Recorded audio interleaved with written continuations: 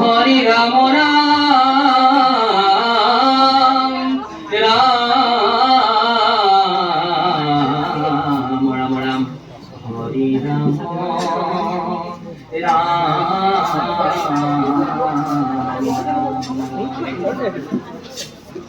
श्री कृष्णाय नमः। ओम नमो भगवते वासुदेवाय।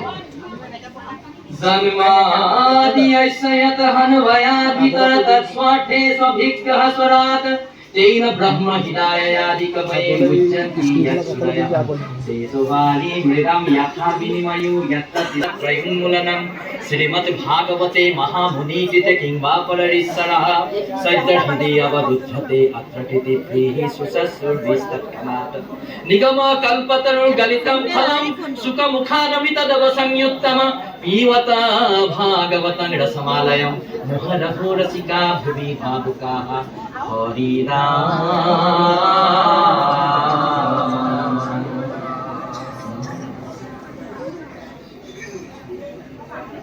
সকল নিগম কল্পতৰু তাৰ ফল কৃষ্ণ হৰি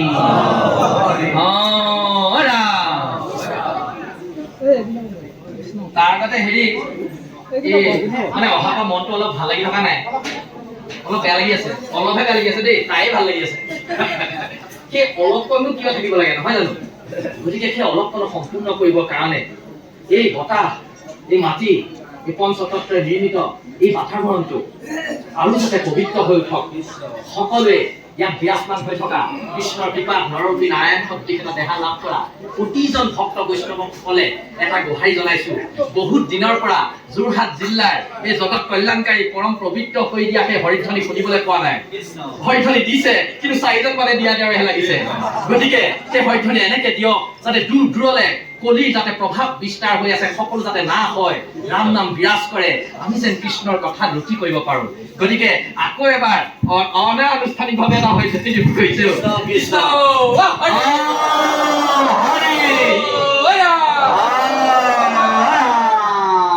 কৃষ্ণ কৃপালো সেও বাপসকলৰ প্ৰতি আমাৰ যি বিশেষ অনুৰোধ আছে।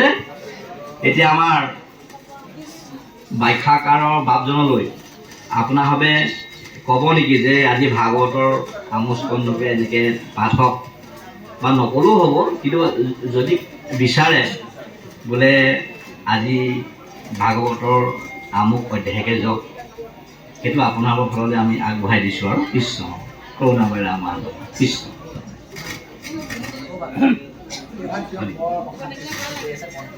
কৃষ্ণ অ' বাবা আমাৰ বাজনে কৈছে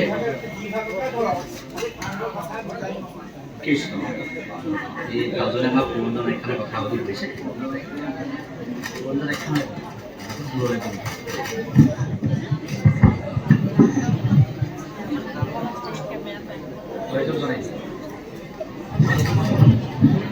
কি পালো বাপাইসকল, আমাৰ বাপ এজনে কৈছে যে পুৰঞ্জন আখ্যানৰ এক অধ্যায় পাঠ হ'বলৈ কৈছে। গতিকে আমিও ভাবিছোঁ, কিন্তু আমাৰ যদি নিজা মতামত আমি কিন্তু পুৰঞ্জনে সৈতে নিজা মতামতৰ ক্ষেত্ৰত আমি উপলব্ধি হোৱা মতে গুৰুজনাই যিকেইটা স্কন্ধৰ অনুবাদ কৰা নাই নিশ্চয় তাত কিবা ৰহস্য আছে। গতিকে আমাৰ প্ৰাচীন অসমত আমি জনামতে আমাৰ গুৰুজনাৰ যিখন বাক্যামৃত আছে সেই বাক্যামৃত ভাগৰহে আলোচনা হৈছিল, য'ত প্ৰথম দ্বিতীয় তৃতীয় এচোৱা নহয়নে, ষষ্ঠ স্কন্ধ অষ্টম স্কন্ধৰ এচোৱা আৰু আপোনাৰ দশম স্কন্ধ একাদশ স্কন্ধ নহয়নে বাৰু, তেনেকেহে আমাৰ গুৰুজনে কিয় কৰিছিল তাত নিশ্চয় এটা ৰহস্য আছে। গতিকে সেইটো আমি পৰৱৰ্তী পৰ্যায়ত বাৰু ভৱিষ্যতে পাতিম। কিন্তু আজি বাতাবৰণত যিহেতু ভক্ত বৈষ্ণৱসকলৰ মুখৰ মাজেদি পুৰক ৰঞ্জন কৰা পুৰঞ্জন চৰিত্ৰৰ কথা ওলাইছে, গতিকে আমি তাৰ পৰাই আৰম্ভ কৰিবলৈ ওলাইছো। যদি সকলোৱে অনুমতি দিয়ে আৰম্ভ কৰিম। কৃষ্ণ আৰম্ভ কৰোঁ ন, তেতিয়া এটা হৰিধ্বনি আপোনালোকে সহযোগ কৰিলে গম পাম, কাৰো আপত্তি নাই। কৃষ্ণ হৰি কৃষ্ণ কৃষ্ণ হৰি। চতুৰ্থ স্কন্ধ পুৰঞ্জন চৰিত। জয় জয় যদুকুল তিলক মুৰাৰী খন্দিলা ভূমিৰ ভাৰ দৈত্যক সংহৰি ভকত বৎসল মধুসূদন গোবিন্দ প্ৰদক্ষিণে নমো তব পদ অৰবিন্দ। কৃষ্ণ। আমাৰ মহাপুৰুষ শ্ৰীমন্ত শংকৰদেৱ গুৰুজনাৰ আদৰ্শৰে মহিয়ান হৈ যিসকল মহান ব্যক্তিয়ে এই ভাগৱতৰ অনুবাদ কাৰ্যসূচী বা ভাষ্য কাৰ্যসূচী সম্পাদন কৰিছিল, তাৰ পিছত ভূষণ দ্বিজ এজন। ভূষণ মানে অলংকাৰ, গতিকে তেখেতৰ কিন্তু গাত অলংকাৰ কি আছিলে আপোনালোকে নিশ্চয় বুজিছে। তেওঁৰ বচন বাক্য আৰু শব্দ চয়নৰ যি লালিত্য এইটো অতি সুন্দৰ আছিল। তেনে এজন ভূষণযুক্ত ভূষণ দ্বিজ বাপৰ এই পুৰঞ্জন চৰিত্ৰত প্ৰথমে গুৰুজনাক অনুকৰণ কৰি তেওঁ কি কৰিছে সেইটোৱে চোৱা আমাৰ আৱশ্যক।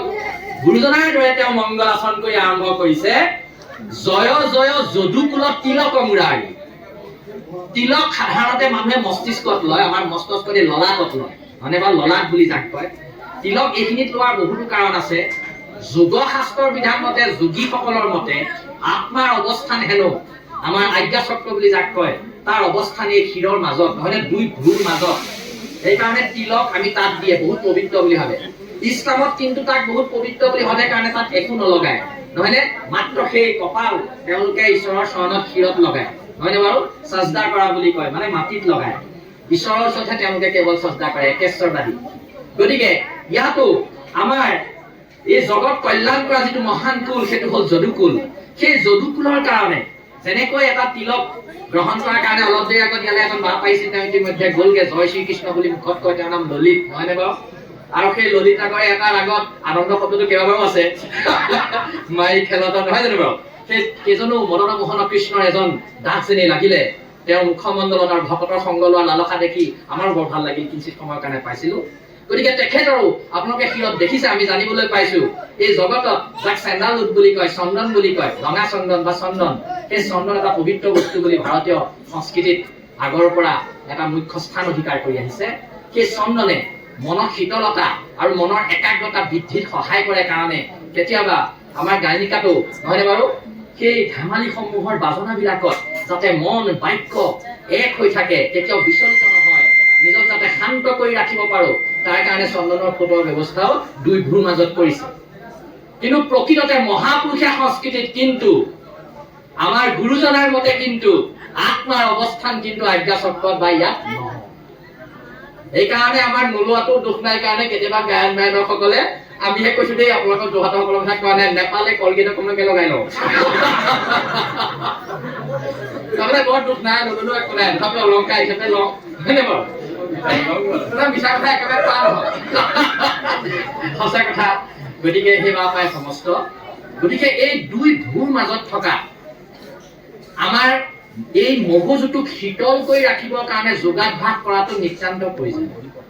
কাৰণ যোগ হ'ল জ্ঞান মাৰ্গৰ বস্তু, আৰু জ্ঞান মাৰ্গত আগবাঢ়িবলৈ হলে এই যোগৰ ৮টা প্ৰক্ৰিয়া আছে। এই ৮টা প্ৰক্ৰিয়াৰ প্ৰথমটোৱে হ'ল ধ্যান। ধ্যায়াটো ইতি মানে ধাৰণ কৰা হয়। আমি যাক ভাবিম, যাক নিজক অৰ্পণ কৰিম, নহয়নে, তেওঁৰ প্ৰতি থকা ভাৱনাবোৰ ধাৰণ যাতে শুদ্ধ হয়, সেইকাৰণে প্ৰথম ধ্যানৰ পৰা আৰম্ভ হয়। এই ধ্যান কৰাৰ পিছতেই যাক ধ্যান কৰিম ভাবি লোৱা হ'ল, আৰু যাতে সেই ধ্যান সুন্দৰ হয় তাৰ কাৰণে আমি সেই ধ্যানৰ একান্ত বস্তু ধ্যানৈক্য গম্যম বিভু, তাক আমি ধাৰণ কৰো। ধ্যানৰ পিছতে সেইকাৰণে ধাৰণা, হয়নে বাৰু? তাৰপিছতে তেনেকে আসনৰ পৰা, প্ৰত্যাহাৰৰ পৰা, প্ৰণায়ামৰ পৰা, নহয়নে বাৰু, সমাধিলৈকে এই ৮টা প্ৰক্ৰিয়াৰে সাধাৰণতে জ্ঞান মাৰ্গৰ যোগীসকলে অভ্যাস কৰে।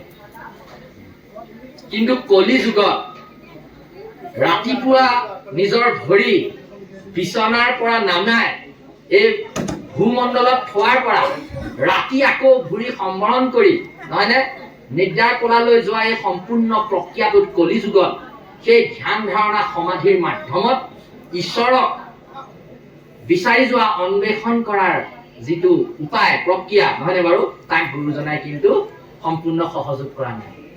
হয়তো দেহটো ভালে ৰাখিবৰ কাৰণে, মনৰ একাগ্ৰতা বৃদ্ধিৰ কাৰণে আমি হয়তো যোগ অভ্যাস কৰিব পাৰো, কিন্তু ঈশ্বৰক বিচাৰিবৰ কাৰণে যোগাভ্যাসৰ প্ৰয়োজনীয়তা আছে বুলি গুৰুজনাই নাই কোৱা। সেইকাৰণে এই যুগৰ মতে ভাৰতবৰ্ষত ব্যাপ্ত হোৱা নীতিবিলাকত এই আমাৰ কপালত ফোট দিয়াৰ ব্যৱস্থাকো গুৰুজনাই বহুত বেছি উগ্ৰ স্থান দিয়া নাই। ঈশ্বৰৰ অৱস্থিতি তেওঁ ইয়াত বুলি কোৱা নাই। ঈশ্বৰৰ অৱস্থিতি ক'ত বুলি কৈছে? ঈশ্বৰৰ অৱস্থিতি ইয়াত বুলি কোনে ক'লে? জ্ঞান মাৰ্গীসকলে। কৰ্মকাণ্ডসকলে ঈশ্বৰৰ অৱস্থিতি ক'ত বুলি কৈছে? কৰ্মৰ মাধ্যমত। কৰ্মৰ মাধ্যমত ঈশ্বৰক পোৱাৰ প্ৰক্ৰিয়া, কিন্তু সেইটো বৰ জটিল নহয়নে? কাৰণ কৰ্মকাণ্ডত কি কৰিব লাগিব? প্ৰথম যজ্ঞ কৰিবৰ কাৰণে এখন ভূমি বাছনি কৰিব লাগিব, পবিত্ৰ ভূমি হ'ব লাগিব। আৰু মাটি ভূমিৰ পবিত্ৰতা কেনেকৈ জানিব? নহয় জানো বাৰু? কিবা আছিল ইয়াত, হয় নে বাৰু? বা কিবা থাকিব ভৱিষ্যতে, গতিকে সেইটো শুদ্ধ হ'ব নোৱাৰে। তথাপিও যজ্ঞ কৰাৰ আগমুহূৰ্তত এটুকুৰা ভূমি আৰু তাৰ নাভি প্ৰস্তুত কৰা, যজ্ঞৰ যিটো য'ত আমাৰ কাষ্ঠ বা ঘি ইত্যাদি দ্ৰব্য বস্তুৰ মাধ্যমত দেৱতাক পূজা হয়, সেই নাভিটো প্ৰথম আমি সুৰক্ষা দি ল'ব লাগিব। সুৰক্ষা দিবলৈ আকৌ মন্ত্ৰ লাগে, মানে সুৰক্ষা মন্ত্ৰ বুলি কয়। আৰু সেই মন্ত্ৰবোৰ সকলোৱে উচ্চাৰণ কৰিব নোৱাৰে, তাৰ কাৰণে এলানি পণ্ডিতৰ প্ৰয়োজন হয়। আৰু সেইসকলৰ নাম আছে, যেনে আমাৰ অসমত বা ভাৰতত আমি 6টা ঋতু মানো, 2 মাহত এটা ঋতু মানো। বিদেশত ইমান সময় নাই, সেইকাৰণে তেওঁলোকে 3 মাহতে এটা ঋতু বুলি ভাবে, গতিকে তাত ঋতু আমি 4টা বুলিয়ে পাওঁ, কিন্তু আমাৰ ইয়াত আমি 6টা ঋতু। আৰু এই প্ৰতিটো ঋতুতে প্ৰতিটো জেগাতে উপলব্ধ হোৱা, মানে পোৱা, আমি বিচাৰি পোৱা, হয়নে বাৰু? বিচাৰি পোৱা দ্ৰব্যবোৰ বেলেগ বেলেগ। প্ৰতিটো ঋতুত সকলো বস্তু দ্ৰব্য উপলব্ধ। সেইকাৰণে যজ্ঞ প্ৰস্তুত কৰা সকলেও ভালকে জানিছিল যে যেতিয়া ঈশ্বৰ আছিল তেতিয়াতো পৃথিৱী নাছিলেই, গতিকে পৃথিৱীৰ বস্তুবিলাকে যিহেতু ঈশ্বৰক পুজিবলৈ শিকাম, গতিকে ঋতুৱে যদি পূজা বেলেগ নহয়, ঋতুৱে যদি যজ্ঞ বেলেগ নহয়, তেতিয়া ঈশ্বৰক বিচৰাৰ প্ৰক্ৰিয়াটো যে ভুল, তেতিয়া গম পাই যাব। সেইকাৰণে তেওঁলোকে কি কৰিছিলে? প্ৰতিটো ঋতুত বেলেগ বেলেগ দ্ৰব্যৰ তালিকা প্ৰস্তুত কৰিছিল, প্ৰতিটো ঋতুত বেলেগ বেলেগ যজ্ঞ কৰাৰ বিধান তেওঁলোকে স্থাপন কৰিছিল। সেইকাৰণে যজ্ঞ কৰিবৰ কাৰণে তেওঁলোকে এলানি পণ্ডিতক বাছনি কৰিছিল।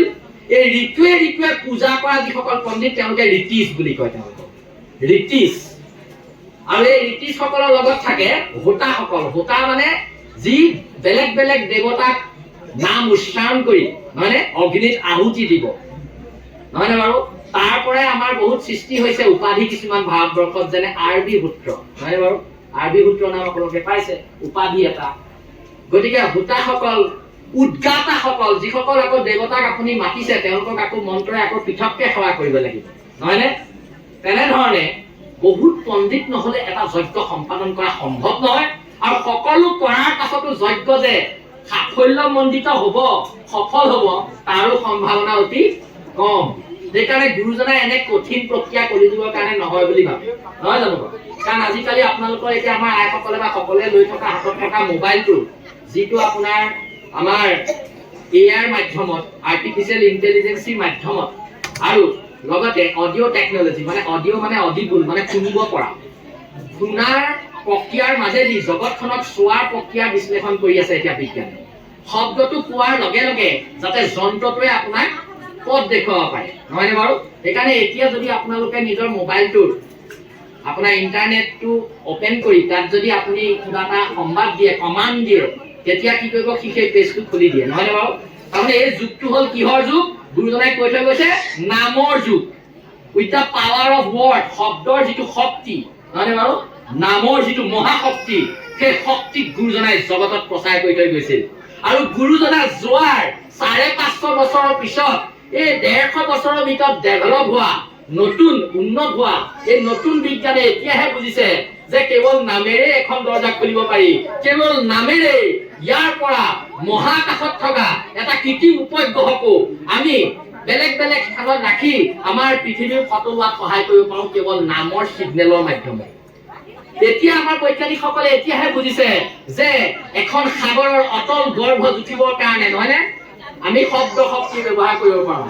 আমাৰ বৈজ্ঞানিকসকলে এতিয়াহে বুজিছে যে গৰ্ভত থকা ভ্ৰূণটোৰ অৱস্থিতি নিৰ্ণয় কৰিবৰ কাৰণেও শব্দ তৰংগৰ প্ৰয়োজন, নহয়নে বাৰু?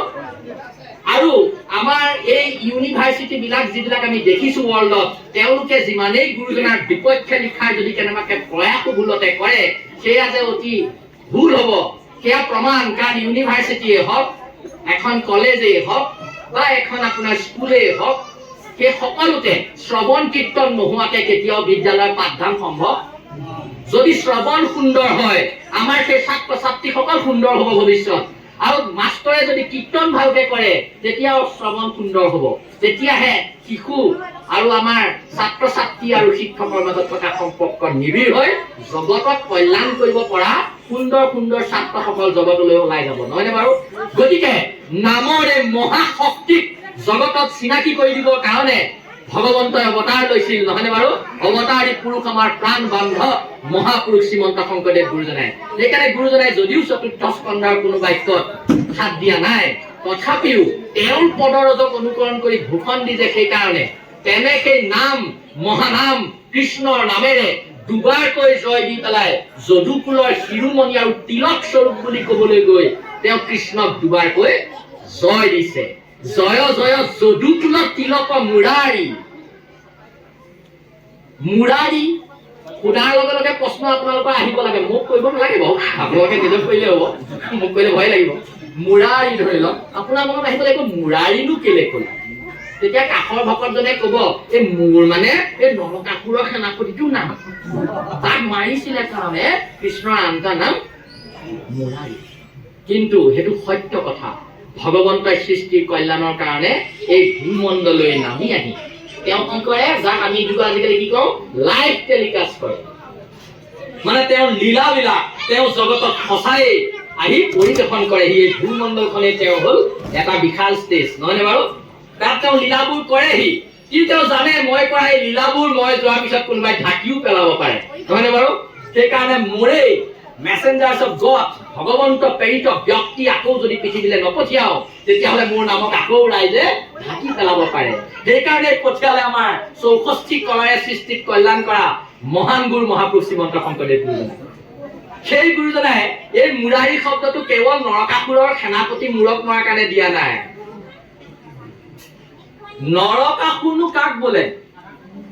যিবিলাক কাৰ্যই, যিবিলাক গতিবিধিয়ে, কাম কাজে, যিবিলাক ভাৱনাই, যিবিলাক চিন্তাই, যি ওলোৱা কথাই, নহয়নে বাৰু? যিবিলাক মগজুত সৃষ্টি হোৱা ভাৱনাৰ তৰংগই এই জগতখনক এক কলাৰ চলেৰে পৃথক পৃথক কৰিছে। তেখেতসকলক তেনে বস্তুবিলাককে নৰক বুলি কয়। নৰক যান্ত্ৰণা। আৰু নৰক কাক বোলে? নৰক যিখন নৰৰূপী নাৰায়ণ কৰিব পৰা দেহা দিছে, তাকেই নকৰি তাৰ বিপৰীতে যেতিয়া আমি আচৰণ কৰো, নাৰায়ণৰ বিপৰীতে যেতিয়া থিয় দিওঁ, ঈশ্বৰৰ বিপৰীতে যেতিয়া থিয় দিওঁ, তেতিয়া মোৰ এই দেহাটোৰ মাধ্যমত যিবিলাক হ'ব, সি এই সৃষ্টিত তাণ্ডৱ সৃষ্টি কৰি এই জগতখনক নৰকলৈ ৰূপান্তৰ হ'ব। আৰু সেইকাৰণে নৰকক এটা অসুৰ বুলি কৈছে। এই অসুৰ কেৱল 5,500 বছৰ আগত অহা সেই নৰকাসুৰেই নহয়। এই নৰকাসুৰ প্ৰতিটো যুগত থাকে, প্ৰতিটো দিনত থাকে। ৰাতিপুৱাৰ পৰা ৰাতি শোৱালৈকে আমি প্ৰতিটো জীৱই সেই নৰকাসুৰৰ লগত সদায় আমি যুদ্ধ কৰিবলগীয়া হয়। আৰু এই যুদ্ধ ক'ত হয়? আমাৰ মানস পথত। মানস পথ মানে গম পাইছা তোমালোকে? যুৱক যুৱতীসকল আছে কাৰণে দুই এটা শব্দ ক'বলগীয়া হৈছে, বেয়া নাপাব। যুৱক যুৱতীসকল যিটো যুগত জন্ম হৈছে তাত কোনবোৰ শক্তি আছে, শব্দ আছে। যেনে এতিয়া লৈ থকা মোবাইলটোত আছে ৰেণ্ডম এক্সিছ মেমৰি, নহয়নে বাৰু? গতিকে ৰেণ্ডমলি মানে যেতিয়াই তেতিয়াই এক্সিছ কৰিব পৰা, বুটলি তুলিব পৰা যিটো স্মৃতি মোবাইলত থাকে তাক ৰেম বুলি কয়। সি কিন্তু স্থায়ী নহয়, সি অস্থায়ী। আৰু তেনে এটা অস্থায়ী মেমৰি আমাৰ ভগৱানেও আমাক দিছে। আমাৰ আধাৰতহে মোবাইল বনোৱা হৈছে, মোবাইলৰ আধাৰত আমাক বনোৱা হোৱা। সেইকাৰণে আমাৰ দেহা মোবাইলতকে সদায় শ্ৰেষ্ঠ। মোবাইলে যিটো তোমালোকক ক'ব নোৱাৰিব, মই যদি ইয়াত এটা হ'লেও কৈ থৈ যাব নোৱাৰো, ময়ো ভাল মানুহ নহয়। গতিকে চক এই মানস পথখনকে ৰেম বুলি কয়। আমাক এখন পথ দিছে, যেনেকে এটা গৃহ নিৰ্মাণ কৰিবৰ কাৰণে যাৰ ঘৰত কাগজো নাই, সিওতো ঘৰটো কেনেকে বনাম ভাবিব যাতে পাৰে, ভগৱন্তই কৃপা কৰি আমাক এখন পথ দিছে। ইয়াৰ খালি ফিজিকেল এক্সিষ্টেন্স নাই, মানে ইয়াক হাতেৰে চুই উপলব্ধি কৰিব শুনিবও নোৱাৰো, নহয়নে বাৰু? যাক মন বুলি কয়। মন। আৰু মনৰ আমাৰ দেহাটো কোনো ভৌতিক অৱস্থিতি নাথাকে। ভৌতিক মানে ভৌতিক জগত কাক কয়? চুব পৰা, গন্ধ ল'ব পৰা, নহয়নে বাৰু? হাতে দাঙিব পৰা, খামুচি ধৰিব পৰা, পেটখন চকুৰে দেখিব পৰা, নহয় জানো বাৰু? আৰু আমাৰ এটা ইন্সপেক্টৰ আছে নহয়, আমাৰ যেনেকে ইন্সপেক্টৰ এজন চবতে দিয়ে, ফুড ইন্সপেক্টৰ থাকে, আমাকো এখন ইন্সপেক্টৰ এটা দিছে, ফুড ইন্সপেক্টৰ দুটা আছে, এখন হৈ গ'ল জিভা আৰু এখন হ'ল নাসিকা, নহয়নে বাৰু? তাৰমানে জিভাই কি ক'ব, বস্তুটো মিঠা নে টেঙা সেইটো আমাক ক'ব, 6টা ৰস ক'ব, মিঠা টেঙা হয়নে, লুণীয়া বা কেহা বা জ্বলা বা এই কথাবিলাক আমাক জনাব। কিন্তু আকৌ আম এটা গেলি গ'ল সেই কথাটো কিন্তু জিভাই জনাব। তাৰ কাৰণে আমাক এজন সাবৰ্ডিনেট দিছে, তেওঁৱে হ'ল নাসিকা। এটা নামটো আপুনি গেলিছে নে নাই ক'লৈ নিব লাগিব, নাকৰ সন্মুখলৈ। আমাৰ নাকৰ তলতো এখন বাৰাণ্ডা দিছে, বাৰাণ্ডাখন যাতে পৰিষ্কাৰ হৈ থাকে সেইকাৰণে আমাৰ ইয়াত আমাৰ মানুহে ভকতে ভকে মৰামত নাৰাখে, বাৰাণ্ডা সদায় যদি হয় নাই বেছি যদি গছ গছনি যদি থাকে বাৰাণ্ডাত মানুহ নবহিব নহয়, সাপ আহিব, বেং আহিব। সেইকাৰণে আমাৰ এই বাৰাণ্ডাখন ভকতসকলে কৃষ্ণ লিখা কৰি ৰাখে। কৃষ্ণই বোলে ক'তো ডাইমছৰ কথা দুজনাই নাই লিখা কৃষ্ণৰ ৰূপত। আমাৰো ভকতসকলে সেইকাৰণে কৃষ্ণৰ দৰে হ'ব পাৰো নাই নাজানো, কিন্তু আমাৰ আইডিয়েল পাৰ্চন, আমাৰ জীৱনৰ আদৰ্শ মানৱ, আদৰ্শ পুৰুষোত্তম ভগৱন্ত কৃষ্ণৰ দৰে হোৱাৰ প্ৰয়াস কৰে আমাৰ ভক্তসকলে সদায়। সেইকাৰণে কি কৰে, এই নিজে নিজে গজি অহা দাড়িকেইডালত বৰকে যাতে লাগি থাকিবলগীয়া নহয়, সেইডাল প্ৰায়ে কাটি থাকে, নহয় জানো? সেইকেইডালতে যদি লাগি থাকো নিজে নিজে গজি অহা, তেতিয়া অন্য ত্যাগবোৰনো কেনেকে কৰিম? ডাঙৰ ডাঙৰ ত্যাগবোৰ যদি মোচডালেই ত্যাগ কৰিব নোৱাৰো, নিজে গজি অহা সাৰ পানী নিদিয়াকে অকণো খৰচ নকৰাকে, তেতিয়াহ'লে সেইকাৰণেই আমাৰ এই সুন্দৰ মুখমণ্ডলখন ভগৱন্তই দিছে যদিও ইয়াক এই দেহাটোক পৰিচালনা কৰিবলৈ যেনেকৈ নাসিকা আৰু জিভা দিছে, নহয়নে বাৰু? তেনেকৈ এই জগতখনো সুন্দৰকৈ ৰাখিবলৈ ঈশ্বৰে কাক পঠিয়াইছে, আমাৰ এই দেহাটোক পঠিয়াইছে। এই দেহাটো যদি কৃষ্ণৰ বিপৰীতে যায় তেতিয়া জগতখন নৰক হৈ পৰিব আমাৰ মাধ্যমত, আৰু যদি কৃষ্ণৰ লগত আগবাঢ়ে তেতিয়া নৰকাসুৰ বিহীন এখন সুন্দৰ প্ৰাগজ্যোতিষপুৰ আমি গঢ়িব পাৰিম এই পৃথিৱীত, নহয়নে বাৰু? জ্যোতিষপুৰ মানে জ্যোতিষ সমস্ত জ্যোতিৰ্মণ্ডলে যলৈ যাবলৈ বিচাৰিব তেনে এখন ভূমণ্ডল আমি প্ৰস্তুত কৰিব পাৰিম। সেইকাৰণে গুৰুজনে পাৰিজাতন নাটক প্ৰস্তুত কৰি আমাক দি থৈ গৈছে। কিন্তু আমি আকৌ ভাল পাওঁ ৰাম পৰাজয়, ৰামক মাৰিহে আমি ভাল পাওঁ। মাজতহে কৈছো দেই, গালি নাপাৰিব, নকৈ নোৱাৰা ওলাই গৈছে বাৰু এতিয়া। গতিকে সেই বাপাই সমস্ত আমাৰ এই নাম ও ধৰ্মকে আমাৰ বৈষ্ণৱসকলে নিজৰ জীৱনৰ তিলক বুলি ভাবে। সেইকাৰণে আমি যদি তিলক লওঁ নামেৰে লওঁ, কাৰণ নামেৰে লোৱা তিলক বেলেগে আহি মুচিব। বসুদেৱ যেতিয়া কাৰাগাৰত আছিল কংসৰ, তেতিয়া যদি তিলক ললেহেঁতেন বসুদেৱে কৃষ্ণক নিবলৈ নাথাকিলেহেঁতেন, নহয়নে বাৰু? সেইকাৰণে নামৰ তিলক আৰু নামৰ কবচ লৈ তেওঁ কংসৰ কাৰাগাৰত বসুদেৱ আৰু দৈৱকী আছিল। হাতত এই জগতখনৰ কৰ্ম বন্ধনৰ শিকলি আছিল, নহয়নে বাৰু?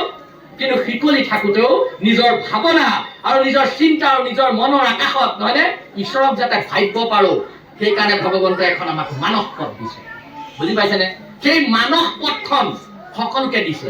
কিন্তু এই মনৰ আমাৰ দেহটো খেপিয়ালে কিন্তু মনটো বিচাৰি, এতিয়া যদি আপোনালোকক সকলোৰে সোধো যে আপুনিনো ইমানকে ধৰি লওক এইটো বস্তু কেলে খায়, ধৰি লওক কোনেও ইয়াত নাখায় বাৰু, মই এনেই কৈছো কেলে খায়, তেওঁ ক'ব মই নেখাওঁ কিন্তু মোৰ মন যায়, মানে দুখটো মোৰ নহয় কাৰ, মোৰ মনৰহে দুখ, মোৰ মনেহে টানি লৈ যায় তালৈ, মই তালৈ যাব। সকলো দুখ আমি কাৰ গাত দি চলি থাকো, কাৰণ মনক কোনো এৰেষ্ট কৰিব কংসও পৰা নাছিল।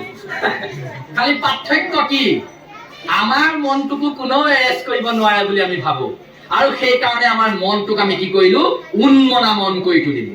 হে মন তই যি কবি তোক মই সেইটোৱে আনি দিম। সেই উন্মুক্ত যিটো স্বাধীন জীৱন আমি যাপন কৰি আছো বুলি ভাবিছো, এইটো প্ৰকৃত স্বাধীনতা নাম ধৰ্মৰ মতে নহয়, মহাপুৰুষীয়া নীতিৰ মতে ইয়াক স্বাধীনতা বুলি কোৱা। স্বাধীন মানে স্ব মানে কি, স্ব মানে নিজ, আৰু নিজ বস্তুনো কোনটো আছে, কোনোবাই দেখুৱাব পাৰিবনে নিজা কিবা? আমি পাৰিমনে? বিশ্ব মানে স্থূল দেহাটোৰ পৰা এই গোটেই সমস্ত দেহাৰ বাহিৰে ভিতৰে আমাৰ নিজা কিবা আছে জানো? নাই। এটা বস্তুহে নিজা আছে, এই তেওঁৰে প্ৰতি আমাৰ সাহস আছে, সাহসটো তেওঁৱেই দিয়া। সেইকাৰণে ময়ো ইয়াত সেৱা কৰোঁতে তেওঁকে মনত ভাবি এইখিলে আহিছো, নতুবা গাত গোটেই কপনি হ'ব ভাগৱত বুলি ক'লে। সেইটো হ'ল কি, কৃষ্ণ নিজ ইষ্টদেৱ, অকল নিজ সত্তা এটা। নিজা বুলি ক'লে কেৱল কৃষ্ণহে আছে, এই ব্ৰহ্মাণ্ডত আৰু কোনো নিজা হ'ব? তেওঁ কংসৰ কাৰাগাৰতো বসুদেৱৰ লগত আছিল, দুৰ্ঘোৰ বনৰ মাজত তপস্যা কৰি থাকোঁতে ধ্ৰুৱৰ লগত আছিল। যেতিয়া সংসাৰৰ জুই টপ টপকে জ্বলিবৰ কাৰণে নিক্ষেপ কৰিছিল জীৱৰূপী প্ৰহ্লাদক, তেতিয়াও প্ৰহ্লাদৰ লগত আছিল, নহয়নে বাৰু? সেই মনন মোহন কৃষ্ণৰ প্ৰতি থকা প্ৰেম ভাৱ ল'ব পৰা আমাৰ যিটো মন, সেই মন যাতে উন্মনা নহয়, তাক মনক বান্ধিব লাগিব বুলি গুৰুজনাই শিকাইছে। আৰু মনক বান্ধিব য'তে নোৱাৰে। পোতন নাথাকা খুঁটিত বান্ধিলে যেনেকে আপোনাৰ গৰুৱে কি কৰিব, কি শোল মাৰি ভঙা গৰু নহয় জানো বাৰু? শোল মাৰিয়ে ভাঙি দিয়ে যদি আপুনি এই পোতন থকা কিবা কামত আছে জানো?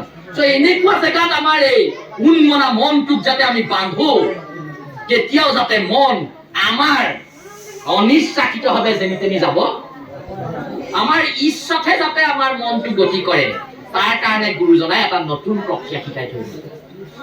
আগৰ দিনত যোগৰ মাধ্যমত মনক বান্ধিবলৈ চেষ্টা কৰিছিল নহয় নে? যোগাভ্যাস কৰা সকলক ইতিমধ্যে ক'লোৱেই, 6টা চক্ৰ আপোনাৰ প্ৰথম কথা সজীৱ কৰিব লাগিব নহয় নে? তাৰপিছত আকৌ সজীৱ কৰোঁতে আপোনাৰ যিডাল সুকুন্মা নাড়ী আছে আমাৰ মেৰুদণ্ডৰ মাজত, তাত আমাৰ ভাৱনাৰূপী সেই মন তাত গৈ পেলাই প্ৰৱেশ কৰিব লাগিব, তেতিয়াহে দেহাটো অজৰ হয়। আৰু ইমান কঠিন প্ৰক্ৰিয়া কলিযুগৰ ব্যক্তিসকলে নোৱাৰে। মোবাইল ফোনৰ এটা 10টা নাম্বাৰে মনত নাথাকে হয় নাই বাৰু? আপোনাৰ ছেভ কৰিবৰ কাৰণে এখন কণ্টেক্ট বুকেই বনাই লৈছো মানে আমি আগতে আমাৰ সাধাৰণ মানুহবিলাকৰ এখন ডাইৰেক্টৰী মনত থাকে নহয় নে বাৰু? এখন টেলিফোন ডাইৰেক্টৰী মনত ৰাখিব পৰা ক্ষমতা আমাৰ আছিল, যাই নহওক। গতিকে এই মন ইমান শক্তিশালী মন এটা, যাক জগতৰ কোনেও এৰেষ্ট কৰিব নোৱাৰে, সেই মনটোক কিন্তু যদি আমি নিয়ন্ত্ৰণ কৰিব নোৱাৰো, সেই মনে তেওঁৰ ইচ্ছামতে আমাক গৰুৰ দৰে চৰাই ফুৰিব। সেইকাৰণে ইয়াক নিয়ন্ত্ৰণ কৰিবৰ কাৰণে গুৰুজনাই জীৱনৰ প্ৰথম বৰগীতটো কি লিখিছিলে? মন মেলি ৰামচৰণেহি লাগো। মানে এটা জেগাই আছে য'ত বান্ধিলে মন চঞ্চল নহয় আৰু হয়নে? কেনেকে বান্ধিম? বন্ধাৰ প্ৰক্ৰিয়া কি? খং কৰিলে কৃষ্ণ নাথাকিব নহয় জানো? প্ৰেমেৰে বান্ধিব লাগিব। আমি আকৌ আমিও বান্ধো। আমি কি বান্ধো? ৰছী বান্ধো কচি ইয়াত হাতত নহয় নে বাৰু? একে উশাহতে বান্ধিব লাগিব বুলি কয়, নতুবা বোলে মন্ত্ৰৰ প্ৰভাৱ নাথাকে। এতিয়া আপোনাৰ ঠিকে আছে বাৰু, কিন্তু যেনিবা এজমেটিক ট্ৰাবল আছে এজন মানুহৰ, মানে শ্বাস প্ৰশ্বাসৰ সমস্যা আছে, তেতিয়া তেখেতে যদি এডাল সেই তেনেকুৱা ৰছী বান্ধিবলৈ উশাহ মন কৰে, তেওঁ আকৌ উশাহ ল'বলৈ নাপায়। গতিকে সেই প্ৰক্ৰিয়াবিলাক বৰ কঠিন। সেই প্ৰক্ৰিয়াবিলাকে কেতিয়াও ঈশ্বৰমুখী যাত্ৰা আৰু আত্মবিশ্বাসী কৰি আমাক কেতিয়াও কৰিব নোৱাৰে। সেইকাৰণে আমাক দুবাৰকৈ নামৰ জয় দি পেলাই কেৱল নামৰ মাধ্যমত জীৱনৰ কাৰ্যবোৰ সম্পাদন কৰিবলৈ শিকাই থৈ গৈছে। আৰু সেই একেটা নামৰ শক্তি আমাৰ সকলোৱে ব্যৱহাৰ কৰিছে। আজি বগা ধুতিখন কিনি পেলাই ওলাই অহা দেখিলে কয়, তহঁতি সৰু কালতে সকলো ভোগ এৰি এতিয়াই ভকত হলিলে। আপোনালোকৰ নকয়, মোক কয় তহঁতি একো ভোগেই কৰিবলৈ কোৱা নাই, মোৰ লগৰবোৰে কয় তই এতিয়াই ভকতৰ লগত যা, দেউতা পিছে পিছে গৈছে এতিয়াই।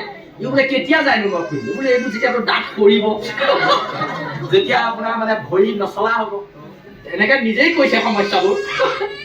তেতিয়া মই তেওঁক সুধিলো, যেতিয়া মই চকুৱে নমনা হ'ম, মোৰ ভৰি নচলা হ'ব, মোৰ মগজুৰ যেতিয়া স্মৃতি শক্তি লোপ পাব, সেই সময়ৰ কাৰণে ধৰ্ম হয় জানো? তেতিয়া কিন্তু ঘূৰাই উত্তৰ নাহিল। সেইকাৰণে সেই বাপাই সমস্ত আমাৰ জগতৰ ভগৱন্তৰ কৃপা যেতিয়াই হয়, কৃষ্ণৰ কৃপা নহলে এই ঈশ্বৰমুখী যাত্ৰা কেতিয়াও আৰম্ভ নহয়। কিন্তু ঈশ্বৰ আহিবলৈ হলে, যদিও ঈশ্বৰ সকলোতে থাকে, আমাৰ ভক্ত বৈষ্ণৱ সকলে প্ৰথমতে কি কৰে? চাফাই অভিযান কৰে।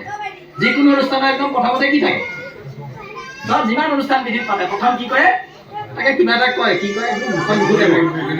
পৰিৱেশ নিকাকৰণ। গছপুলিও ৰোপণ কৰে। খালি বৰ দুখৰ কথা, গছপুলি ৰোওঁতে পানী গৈ পুলিত নপৰে, বাহিৰতে পৰে, কাৰণ ফটোলৈ আপোনাৰ চিন্তিব লাগিব। সেইকাৰণে গছপুলিবোৰ ডাঙৰে হোৱা নাই। সেইকাৰণে সেই বাপাই সমস্ত আত্মপ্ৰতিষ্ঠাৰ ওপৰত হল আত্মবিলুপ্তি। নিজক প্ৰতিষ্ঠা কৰিম বুলি ভাবিলে ঈশ্বৰৰ ফালে যোৱাটো বৰ কঠিন হয়। কিন্তু নিজক যিমানে হেয়, নিজক যিমানে ক্ষুদ্ৰ বুলি আমি ভাবিম, নিজক যিমানে এই জগতৰ লগত বিলীন কৰিব আমি পাৰিম, এই অনন্ত কোটি ব্ৰহ্মাণ্ডৰ মদনমোহন কৃষ্ণৰ ফালে নিবলৈ প্ৰয়াস কৰিব আমি পাৰিম, নিজকে যিমানে মহামূঢ় বুলি সাজিব পাৰিম, সিমানেই ঈশ্বৰৰ কাষলৈ জীৱ বেছি সোনকালে, যিমানেই হিৰণ্যকশিপুৰ গতে নিজকে ঈশ্বৰ বুলি ভাবিম, এখোজ পিছলৈ গুচি আহিব। যিমানেই ৰাৱণৰ গতে মইহে স্বৰ্ণ লংকাৰ অধিপতি ভাবিম, আৰু এখোজ পিছলৈ গুচি আহিম। যিমানেই গোটেই জগতখনক নিজৰ কাৰাগাৰত বন্দী কৰি পৃথিৱীখনক নিজৰ দাস কৰিব পাৰিম বুলি ভাবিম, সিমানেই কংসৰ দৰে আৰু এখোজ আগবাঢ়িম। গতিকে সেইকাৰণে আমাৰ এই শংকৰী সংস্কৃতিত দৈত্যৰ প্ৰৱেশত শিকায় আমাৰ চিৰ আৰাধ্য, যিটো নহলে আমাৰ নাম ধৰ্ম আগেই নাবাঢ়ে।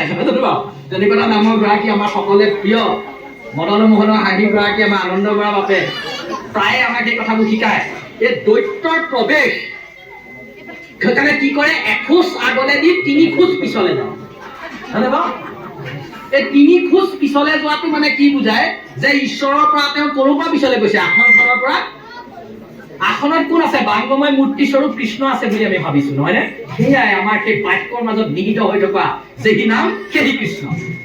দৈত্য শক্তি সদায় সেই নামৰ ফালে যাব নোৱাৰে, তাৰ প্ৰভাৱত নিজৰ অসুৰত্ব নিকা কৰিব নোৱাৰে কাৰণে 3 খোজ পিছলে আহিছে। তাৰপিছত আকৌ জাপ মাৰি যায়, কিন্তু সেই আগতকে অকণমান আগলৈ যায়। কিন্তু ধৰ্মত থকা ধৰ্মীয় চৰিত্ৰবিলাকে কি কৰে, নহয়নে? উদ্ধৱে ইমান পিছলে যাব, উদ্ধৱে সন্মুখলৈ যাব পাৰে।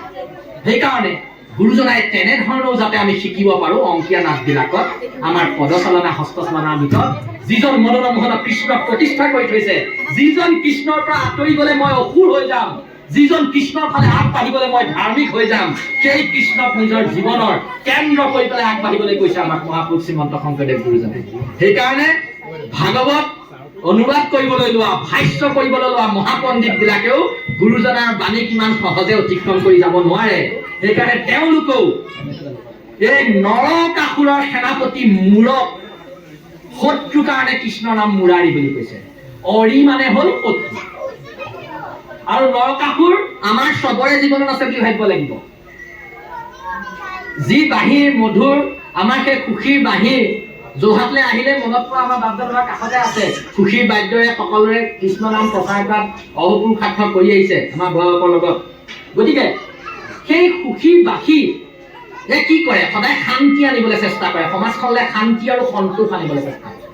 আৰু শান্তি আৰু সন্তোষ কেতিয়াও বজাৰত কিনিবলৈ, আপুনি যদি এখন ফাৰ্মেচীলৈ গৈ কয়গে যে মোক 1 কেজি মান শান্তি দিয়কচোন, একেবাৰে শান্তি নাইকিয়া হৈছে। আৰু পাৰিলে সন্তোষ অকমান দিয়ক, মহিলাগুলিৰ লগত সদায় কাজিয়া লাগি থাকে। কেলে? বোলো খাবলৈ দিয়ে তিতা কেৰেলা যাতে মোৰ তেজটো শোধন হয়, কিন্তু মই এইখন কি উলিয়াইছো বুলি কওঁ। সেইকাৰণে ভাবিছো কাজিয়া পচাল নালাগিবৰ কাৰণে সন্তোষ নামৰ বস্তু এটা মনুষ্যক লাগে। কিন্তু এই সন্তোষ কেতিয়াও মেডিকেল চায়েন্সে সৃষ্টি কৰিব নোৱাৰে। আধুনিক বিজ্ঞানে সন্তোষ আৰু শান্তি কথাটো আমাক দিব নোৱাৰে। এই প্ৰকৃত শান্তি আৰু প্ৰকৃত সন্তোষ ক'ত পায়, গুৰুজনাই তাৰেই বিশ্লেষণ কৰি আমাক তাৰ সূত্ৰ দি থৈ গৈছে নামৰ মাধ্যমত। নামৰ লগত জড়িত হোৱা ব্যক্তিজন এখোজ এখোজকৈ 7টা খোজ অতিক্ৰম কৰি নিজৰ জীৱনটোক বৈকুণ্ঠৰ দৰে বনাব পাৰে। প্ৰথম খোজটোৰ নাম আপোনালোকে সকলোৱে জানে, নামঘৰত আহি প্ৰৱেশ কৰোঁতে, হয়নে? প্ৰথম আমি নামঘৰলৈ আহোঁ, নামঘৰত সুভৰি দি প্ৰৱেশ কৰোঁ, তাৰপৰা লাহে লাহে ঈশ্বৰমুখী যাত্ৰা আৰম্ভ হয়। গতিকে মুৰাৰী, মূৰ দৈত্য আৰু নৰকাসুৰ 5,500 আগৰ দৈত্য বুলি ভাবি থাকিলে আমি কিন্তু অকল সাধু কথাহে শুনা হ'ব। গুৰুজনাৰ দিনত ভাগৱত হয়তো যেনেধৰণে হৈছিল তাতকে 1000 গুণ বেছি অসমত ভাগৱত ব্যাখ্যা অনুষ্ঠান হয়। তেতিয়াহ'লেতো আমাৰ এইখন ইতিমধ্যে সম্পূৰ্ণ বৈকুণ্ঠ হ'ব লাগিছিল, নহয় জানো বাৰু? কাৰণ গুৰুজনাৰ দিনত ইমান ভাগৱত হোৱা নাছিলে, অতি কম ভাগৱত হৈছিল। খালি যি ভাগৱত হৈছিল, যিমান সময় ভাগৱত হৈছিল, তাত যিখিনি কথা শুনা হৈছিল, সেই শুনাসকলে সেই কথা শুনি নিজৰ জীৱনত ব্যৱহাৰ কৰিছিল কাৰণে এখন সুন্দৰ অসম সৃষ্টি হৈছিল। আমি শুনিছো, মোবাইলত ৰেকৰ্ডো কৰিছো, ঘৰত আকৌ শুনিমগে বুলি, নহয় বাৰু? কিন্তু কি হয়, তাক কিন্তু পিছদিনা পালন কৰিব নোৱাৰো। পালন কৰোঁতে আমাৰ চঞ্চল মনটোৱে কি কয় যে হে মন, এইবোৰ ক'লে আৰু তই শুনি যা, এইবোৰ 550 বছৰ আগত আন্ধাৰে মুন্ধাৰে গুৰুজনে হয় নে লিখিলে, এইবোৰ পতককে কিবা যদি ভুল হৈছে কেনেকে জানি, নহয় বাৰু? মনটোৱে এটা মাত্ৰ বাক্য কৈ 18,000 শ্লোকৰ অৰ্থ শুনি অহা ভাগৱত ব্যাখ্যাটো শূন্য কৰি দিয়ে। সেইকাৰণে তেনে মনটো যেতিয়ালৈকে ঈশ্বৰৰ চৰণত প্ৰেমেৰে বান্ধিব নোৱাৰো, তেতিয়ালৈকে ভকতি বস্তু নিসিজে। ভকতি সিজিবলৈ হলে আমি এই ধৰ্মক সেইকাৰণে গৰুৰ লগত তুলনা কৰিছে, বিষক, নহয় বাৰু? কৈছে নাই? গতিকে সেই গৰুটোক আমি ধৰ্মটোক বান্ধিব লাগে। তাকে বান্ধিব নাজানিলে আকৌ ধৰ্মইও আপোনাৰ উভালি পেলাব আপোনাৰ জীৱন। সেইকাৰণে তাক বিষৰ দৰে দেখুৱাই, নহয় জানো? গতিকে তেনে এজন মদন মোহন কৃষ্ণৰ নামতেই শৰণাপন্ন হৈ এই আখ্যান আৰম্ভ কৰিছে। মই এই কথাকেইটা কেলে কৈছো, এইকেইটা প্ৰকৃততে ভাগৱত আৰম্ভ হোৱাৰ আগত এবাৰ আমি পাতিব লাগে। কাৰণ ভাগৱত ইয়াত পাতিম, ইয়াত কেইবাটাও ভাগৱত আৰম্ভ হৈ যাব লগা গতিকে ভাগৱত এজেগাত হ'লে ভাল, কেইবা জেগাতো ভাগৱত হ'লে বিপদ হৈ যাব। সেইকাৰণে সেই অপায় সমস্ত মনত ৰাখিব। এতিয়াৰ পৰা আমি যি পাতিম আপোনাকহে কৈ আছো বুলি ভাবিব, কোনোবা দুজনক বেলেগত কৈ আছে বুলি নাভাবিব। ভাগৱত হ'ল প্ৰতিটো জীৱৰ কাৰণে। ভাগৱত শুনিবলৈ যোৱা মানুহবিলাকে সদায় আমি কেতিয়াবা ভাবো, বাপে সমস্ত কেতিয়া ভাবে বৰ ভাল লাগিলে, বৰ ভাল লাগিলে, চবেই কয় নহয়নে বাৰু? ভাল লাগিবই, ভাল লগাটো ইয়াৰ স্বাভাৱিক গুণ, নহয় জানো? কিন্তু সেই ভাল লগাৰ লগতে ই ভালতকে অলপ ওপৰলৈ যায়, ই শান্তিলৈ নিয়ে, সন্তোষলৈ নিয়ে, নহয়নে বাৰু? জগতখনৰ প্ৰকৃত ৰহস্যৰ ফালে লৈ যায়। গতিকে সেইজনক চিনি পাবলৈ হলে নৰকাসুৰ কেৱল ৫,০০০ বছৰ আগৰ দৈত্য বুলি নাভাবিব। নৰকাসুৰ আপোনাৰ মনত ওলমি থকা এটা দৈত্য বুলি ভাবক, যি নিজৰ সেনাপতি মোৰ দৈত্যক লগত লৈ আপোনাৰ হৃদয়ত ত্ৰাহি মধুসূদন দেখাই আছে। তেতিয়াহে জীৱই প্ৰকৃত ভাগৱত শুনা হব। ভাগৱত প্ৰতিটো জীৱৰ কাৰণে। ইয়াত পৰীক্ষিতক অকল ভাগৱত কোৱা নাছিল। পৰীক্ষিতনো কোন? আপোনালোকেই হল, আমিয়ে হলো পৰীক্ষিত। ময়ো আমিও পৰীক্ষিত। মই আকৌ নিজকে সুকমনি বুলি ভাবিলে নহব। আমিও পৰীক্ষিত। আজি মোক হাত ধৰিবলৈ দিছে, হয় নে? কাইলৈ এইখিনি কৰিম, কাইলৈ পিছতো কৰিম, কাইলৈ বেলেগতো বহিব লাগিব, কেতিয়াবা খানা বনাবগৈ লাগিব, নহয় জানো? কেতিয়াবা সূত্ৰ ওলাব লাগিব। গতিকে সেই অপায় সমস্ত মোৰ দৈত্য আমাৰ মনত সোমাই আছে। মোৰ মানে অমূৰিবিলাকক কয়, যিবিলাকে ঈশ্বৰৰ ফালে যোৱাত বাধা দিয়ে তাকে মোৰ দৈত্য কয়। এই মোৰ দৈত্যলে কিন্তু মোৰে কাৰোলে ভয় নকৰে, এজনলেহে ভয় কৰে। সেইকাৰণে মূৰৰ অৰি মানে হ'ল শত্ৰু। শত্ৰুৰ লগত যুদ্ধ লাগিলে সেইকাৰণে অৰিয়া অৰি বুলি কয়। মূৰ অৰি মানে মুৰাৰী, হয়নে বাৰু? সেইকাৰণে মুৰাৰী শব্দটো গুৰুজনাই এনে ছন্দ বনাবলৈ লিখি থৈ যোৱা নাই, ইয়াত বহুত অৰ্থ সোমাই।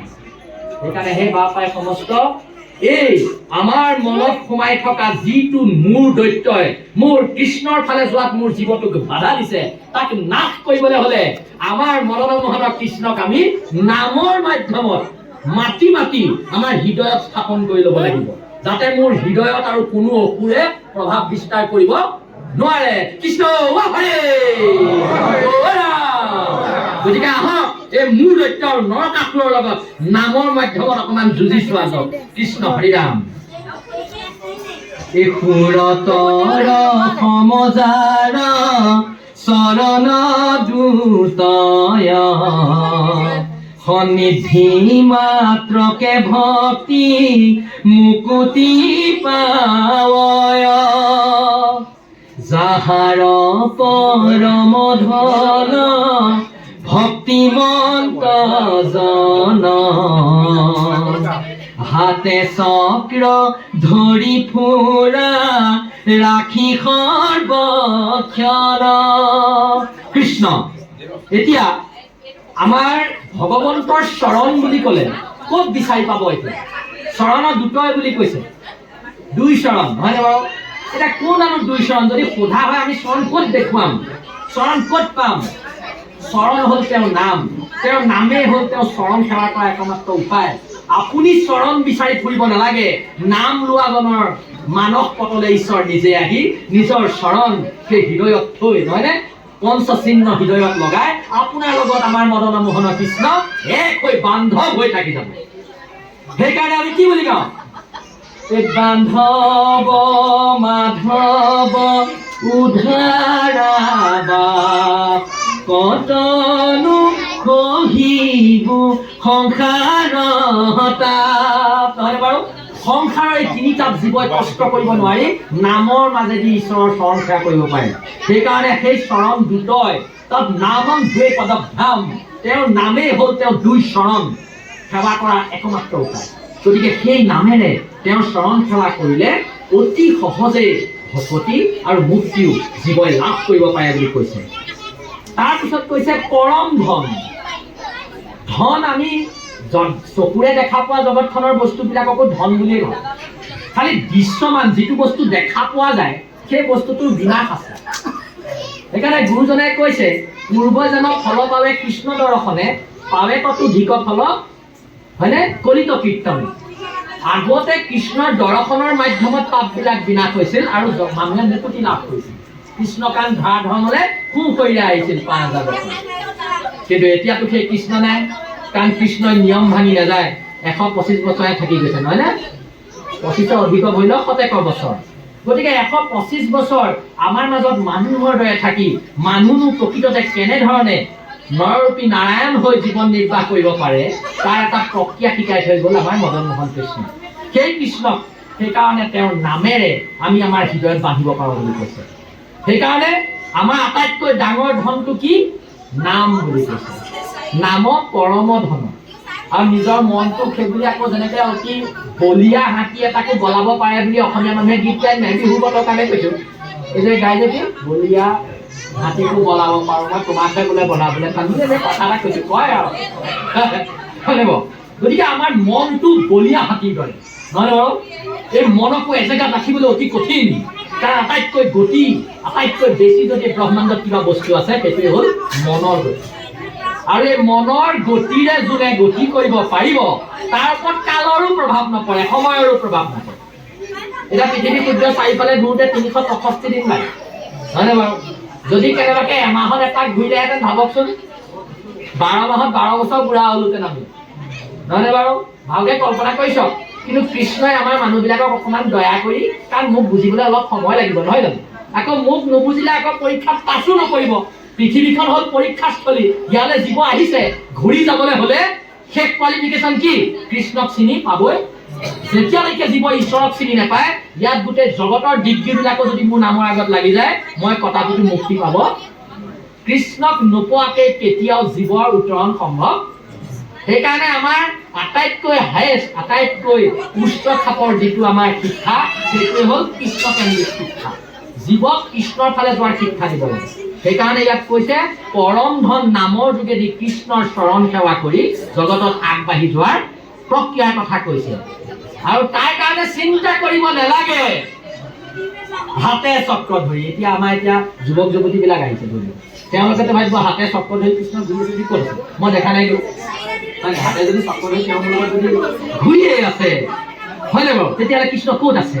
তেনে প্ৰশ্ন আহিলেই জীৱ অধোগতি আৰম্ভ হ'ব। সংশয় যেতিয়া ঈশ্বৰৰ ফালে আৰম্ভ হ'ব তেতিয়াই। সেইকাৰণে ভাগৱত শুনিবলৈ যাওঁতে যে গোটেই অধ্যায়টো শুনিম বুলি জীৱ আহিব নালাগে। জীৱ আহিব লাগে যিয়েই নুশুনো তাৰ মাধ্যমত মই ঈশ্বৰৰ ফালে যাব পাৰিছোঁ নে তাতহে গুৰুত্ব দিব নহয় বাৰু। বহুতে ভাগৱত শেষ কৰিম বুলিয়ে আহে, কিন্তু আমি কিন্তু আজিলৈকে ভাগৱত এলুটিও কৰিব পৰা নাই দেই। অপৰাধ দিনাখন মাৰিলেও মাৰিব, গালি পাৰিলেও পাৰিব। ভাগৱত প্ৰথম পেজটোতে আমি ভেবা লাগো, ভাবুক হৈ পৰোঁ। প্ৰতিটো শব্দত, প্ৰতিটো আখৰত সোমাই আছে গোবিন্দলৈ যোৱাৰ বাট। গতিকে গোটেই ভাগৱতখনলৈতো ভাবিবই নোৱাৰি নহয় নে? সাগৰৰ পাৰত গৈ পেলাই সাগৰখন দেখিয়ে ভাল লাগে।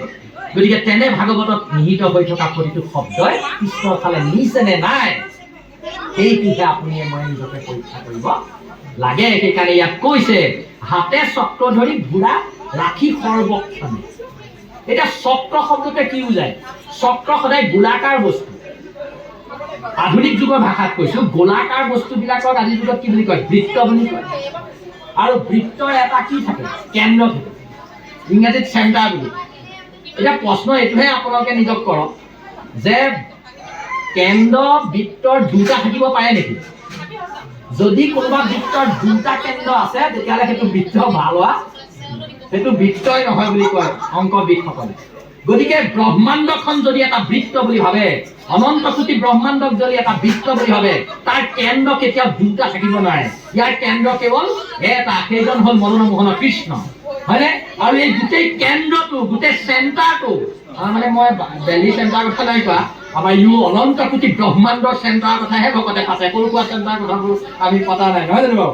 অনন্ত কোটি ব্ৰহ্মাণ্ডৰ অধিকাৰী মদন মোহন কৃষ্ণৰ হাতত এই জগতখনৰ কেন্দ্ৰবিন্দু হাতত লৈ তেওঁ ইয়াক চলাই আছে। সেইকাৰণে তেওঁৰ হাতৰ এই জগতখন চলোৱাৰ প্ৰক্ৰিয়াটোক সেইকাৰণে চক্ৰ বুলি কয়। সেইকাৰণে আমাৰ সেই তাৰ পৰাই চক্ৰ শব্দটো আনি আমি আমাৰ চাৰ্কুল অফিচটা খুলি তাৰ অফিচাৰজনক আমি চাৰ্কুল অফিচাৰ বুলি কওঁ। সেইজনৰ ওচৰত হয় ছাৰ নহয় ছাৰো কওঁগে, কিন্তু জগতখনকে চাৰ্কুল বুলি ভাবি জগতৰ কেন্দ্ৰ মুখ্য চক্ৰ বিষয়া তেওঁতকৈ ওপৰত আৰু যোন কোন থাকিব নোৱাৰে, তেনে পৰম কৃষ্ণক হে এই প্ৰকৃত চক্ৰৰ গৰাকী। জগতখনক তেওঁ নিজৰ ইচ্ছাৰে সুন্দৰকৈ নিয়ন্ত্ৰণ কৰি আছে। বতাহ পানী বায়ু সমস্ত দিছে, সমস্তকে তেওঁ নিয়ন্ত্ৰণ কৰি আছে। সেইকাৰণে তেওঁক গুণৰো নিয়ন্ত্ৰা বুলি কয়। গুণময় জগতখনত আমি চলি আছো, সেই গুণকো আকৌ যোনে নিয়ন্ত্ৰা কৰে নহয়নে বাৰু? তুমি গুণ নিয়ন্ত্ৰা, নিৰ্গুণ গুণ ধাম নহয় জানো বাৰু? তেনে এজন মদন মোহন কৃষ্ণক সেৱা কৰি ক'ব খুজিছে যে জীৱই চিন্তা কৰিব নালাগে, জীৱই মাত্ৰ নামটো লোৱা, নামত সন্দেহ। ডক্তৰে দিয়া দৰৱটোত যদি বাৰে বাৰে সন্দেহ কৰে আপুনি, নহয় জানো বাৰু, সেই খাবলৈকে মন নাযাওঁ। তেনেকে ভগৱন্তয়ো গুৰুৰূপী ডক্তৰ হৈ আমাক নামৰ দৰৱটো দি থৈ গৈছে। সেইকাৰণে কি বুলি কৈছে দৰৱৰ কথা গুৰুজনে নিজেই কৈছে। কি বুলি কৈছে? এই অকপতে যিটো জনে শুনে ধনে এক মনে, শুনিও কটাৰ যে নফল, খণ্ডয় চৌষষ্ঠি ৰোগ মিলৈ আখি যত ভোগ, এই মনোৰথ পুৰয় সকল। মনোৰথ মানে আমাৰ মনটো ৰথৰ গতে, মনো ৰথৰ গতে। যেনেকে এখন জীৱনৰ ৰথত আমি ঢেৰ বস্তু লৈ সংগ্ৰাম কৰিব পাৰিম বুলি ভাবো, গদা লওঁ, অস্ত্ৰ লওঁ, তুলীৰ লওঁ, বিভিন্ন অস্ত্ৰসমূহ ভৰাই লওঁ অৰ্জুন হৈ পেলাই, কিন্তু সেই অস্ত্ৰৰে কেতিয়াও কুৰুক্ষেত্ৰ জয় কৰিব নোৱাৰে। সেইটো আমি নহয়, অকল ৫৫০০ বছৰ আগত অৰ্জুনে ভাবিছিল যে যুদ্ধ জয় কৰিবলৈ হলে এই জগতৰ শক্তিবিলাকক নিজৰ নিয়ন্ত্ৰণলৈ আনিব লাগিব। ইন্দ্ৰৰ পৰা ইন্দ্ৰ অস্ত্ৰ আৰু পাশুপাত পশুবিলাক বেছিকৈ নিধন কৰাৰ যিটো পাৰ্মিশ্যন, মানে যিটো কি বুলি ক'ব, অনুমতি, সেই অনুমতিটো দিয়াৰ ক্ষমতা কেৱল মদন মোহন কৃষ্ণই শিৱক দি থৈছে। পাশুপাত এটা অস্ত্ৰ নহয়, অনুমতি। যে বহুত পশু মাৰা অনুমতিটো শিৱক প্ৰটকল কৃষ্ণই নাভাঙে, নহয়নে বাৰু? কৃষ্ণই প্ৰটকল ভঙাহেঁতেন জৰাসন্ধৰ পৰা পলাই দুপৰীয়া ১৭ বাৰ। ব্ৰহ্মাই বেয়া হ'ব, ব্ৰহ্মাই লিখি দিলে হয় নাই, মই মাৰি পেলালে বেয়া হ'ব। ভীমে কৰিব কি, তাত চিনেই নাইকিয়া হৈ যাব, ভাওনাখনেই সলনি হৈ যাব। গতিকে আমাৰ মদন মোহন কৃষ্ণই এই জগতখনক নিৰ্মাণ কৰি সৰু সৰু যাক যাক যি যি দায়িত্ব দিছে, সেই দায়িত্ববোৰ পালন কৰাটো তেওঁই কৃপা কৰি থাকে। তাক উলংঘন কৰি কৃষ্ণ জগতলৈ নাহে, হয়নে? আমাৰ প্ৰভু তেনেকুৱা অনন্ত কোটি ব্ৰহ্মাণ্ডৰ অধিকাৰী হৈও নিজক, নহয়নে, নিজৰ ভক্তসকলৰ কাৰণে উৎসৰ্গা কৰি দিয়ে। তেনে এজন মদন মোহন কৃষ্ণৰ কথা কৈ ইয়াত এই মংগলাচৰণ পদ আৰম্ভ কৰিছে যে চক্ৰ ধৰি সমস্ত এই চক্ৰধৰজন আমাৰ লগত থাকিব, তুমি মাত্ৰ তেওঁক লগত থকাৰ উপায়টো লৈ লোৱা। আৰু কৃষ্ণক সেই চক্ৰধাৰী চক্ৰপাণীক লগত ৰখাৰ উপায় কি? নাম, নহয়নে বাৰু? যেতিয়া চক্ৰপাণী কৃষ্ণ আপোনাৰ লগত আছে, তেতিয়া এই সংসাৰৰ বাধা বিঘিনিবিলাকলৈ আপোনাৰ কোনো চিন্তা নাই। সেইকাৰণে সেই বাপাই সমস্ত হাতে চক্ৰ ধৰা, হাতত পদুম ফুল লোৱা, নহয়নে বাৰু, হাতত কৌমুদুকি গদা লোৱা, এই কথাবিলাক কেৱল প্ৰতীকাত্মক কথা। ইয়াত সোমাই আছে জগতৰ প্ৰকৃত ৰহস্য।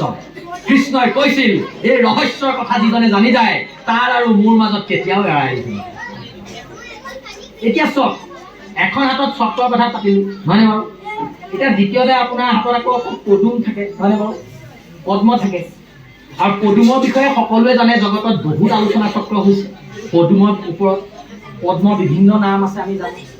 গতিকে তাক আকৌ পংক অজ বুলি কয়। অজ মানে জন্ম নাই, বোকাত থাকিও বোকাত জন্ম হোৱা যেন যাক নেলাগে কাৰণে পংক অজ। পানীত থাকিও পানীয়ে তিতাব নোৱাৰে কাৰণে সৰু লোহ, নহয়নে বাৰু? আনকি তেনে পদ্মতেই সৃষ্টিকৰ্তা ব্ৰহ্মায়ো জীৱন আৰম্ভ কৰিছিল কাৰণে কমলাসন ব্ৰহ্মা, নহয় জানো? গতিকে এই পদ্মৰ প্ৰকৃততে আমাক কিয় দেখুৱাইছে ভাবকচোন এবাৰ নিজে নিজেই। কাৰণ ভগৱন্তৰ অংগবিলাক তুলনা কৰিবলৈ হলে কাৰ লগত তুলনা কৰিম আমি? এই পৃথিৱীত দেখা পোৱা বস্তুবোৰৰ লগতহে তুলনা কৰিব লাগিব। দেখা নোপোৱা বস্তুৰ লগত আমি কেনেকৈ তুলনা কৰিম? সেইকাৰণে তুলনা কৰিবৰ কাৰণে ব্যাস মুনিয়েই হওক, নহলে নাৰদ মুনিয়েই হওক, মহান মহান ঋষি মুনিসকলে পৃথিৱীৰ আটাইতকৈ শ্ৰেষ্ঠ বস্তুবোৰ বাছি লৈছে। যেনে ফুলৰ ভিতৰত কাক বাছি ললে? পংকজক বাছি ললে। কাৰণ সেই পংকজৰ নামতেই বৈকুণ্ঠৰ এখন ভুৱনে আছে, যাক পংকজ বিলাস বৈকুণ্ঠ বুলি কয়। আপোনালোকে পাইছে পংকজ বিলাস বৈকুণ্ঠ কেতিয়া পায়? প্ৰথম হৈ গ'ল আমি নামঘৰত প্ৰৱেশ কৰাৰ লগে লগে প্ৰথম বৈকুণ্ঠখনৰ নাম হ'ল শ্বেত বিলাস বৈকুণ্ঠ, নহয়নে বাৰু? তাৰমানে ভগৱন্তৰ চৰণ চত্ৰক আমি শ্বেত চত্ৰৰ লগত তুলনা কৰোঁ। শ্বেত মানে শুভ্ৰ, শুভ্ৰ মানে দাগহীন, নহয়নে বাৰু?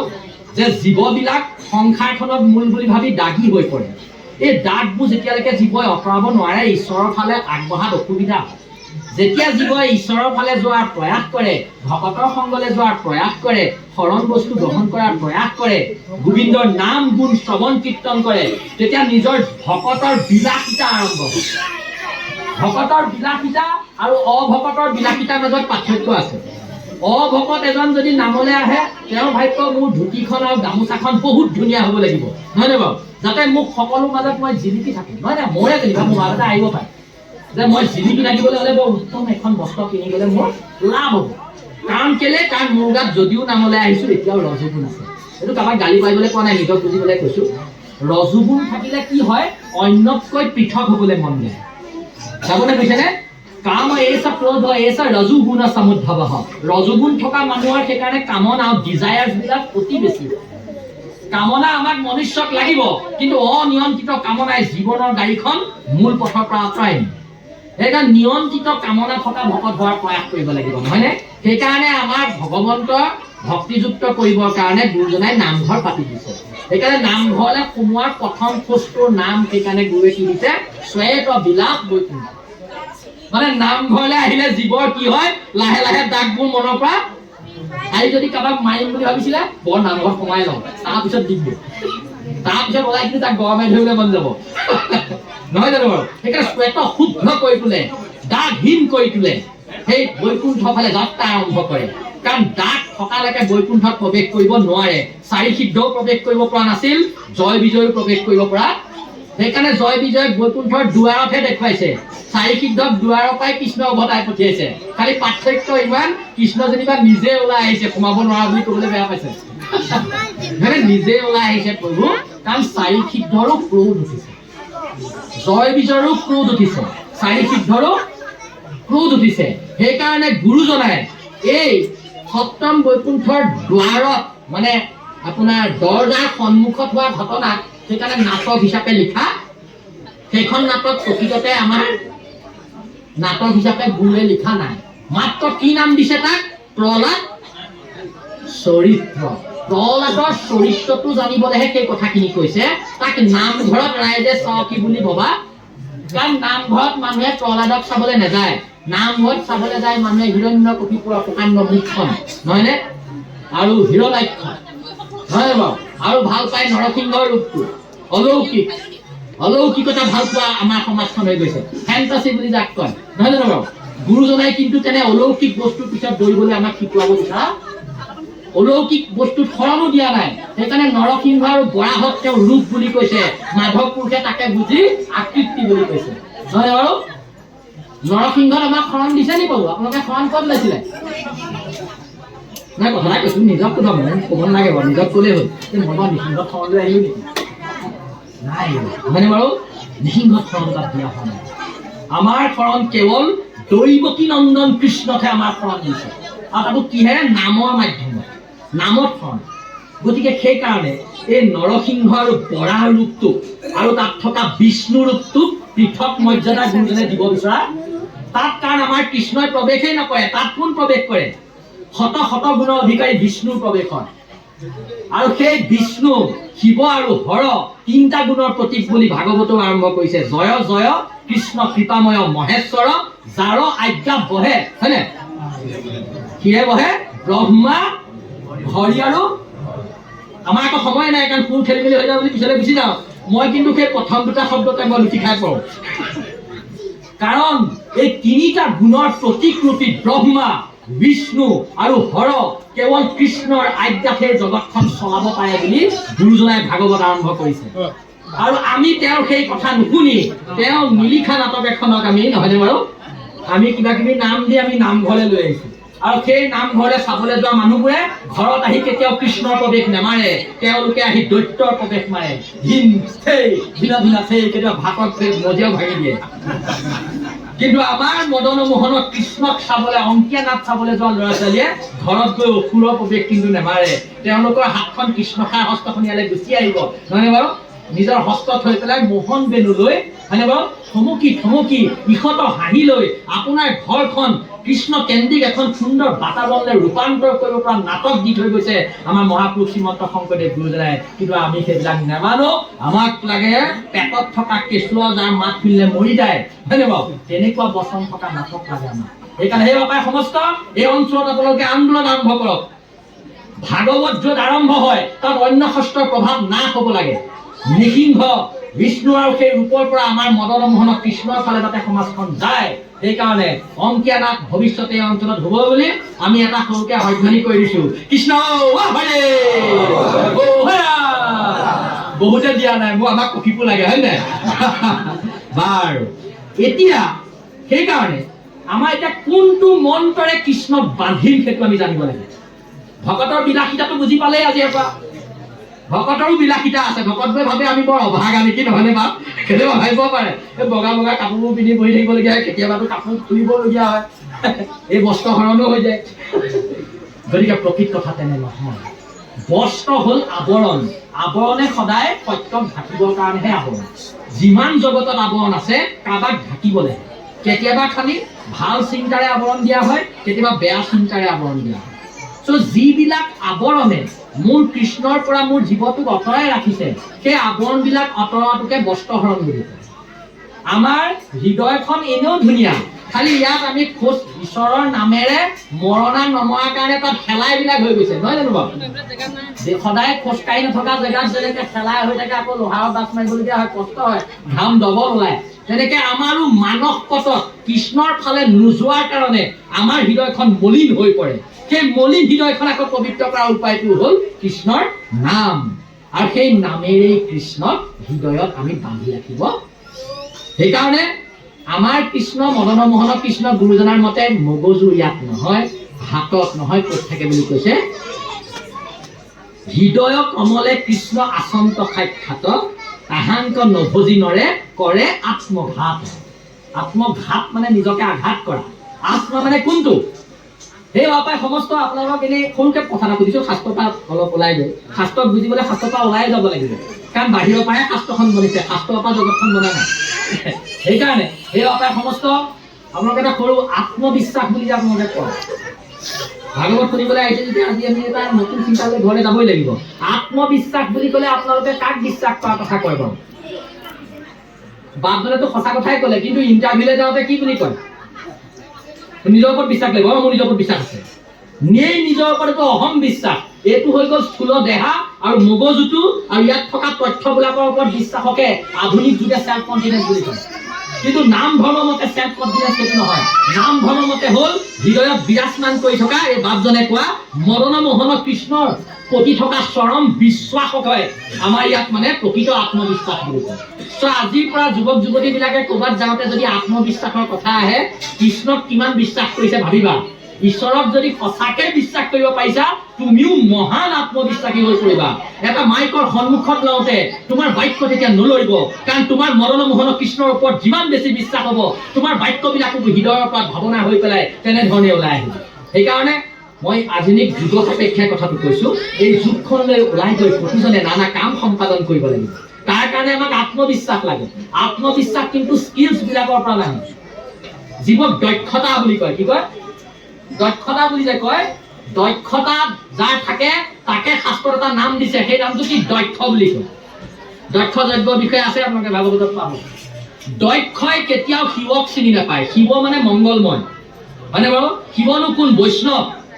গুণনামৰ যত বিষ্ণু শিৱৰ তাৰ ভিন্ন বুদ্ধি কৰে যিটো সেইটো এটা নামৰ অপৰাধ বুলি কৈছে, কাৰণ ভগৱন্তৰ ভকত একেই বুলি কৈছে, হয়নে বাৰু? সেইবুলি ভকতে নিজৰ নিজৰ মন্দিৰ খুলি বহি থাকিলে সেইটো কেতিয়াও সহ্য নহ'ব, হয় নে বাৰু? শিৱয়ো সেইকাৰণে কেতিয়াও নাভাবে যে মোৰ মন্দিৰ খোলক, নামৰ মন্দিৰ। শিৱ আহি ইয়াতে বহি আছে আমাৰ লগত এতিয়া।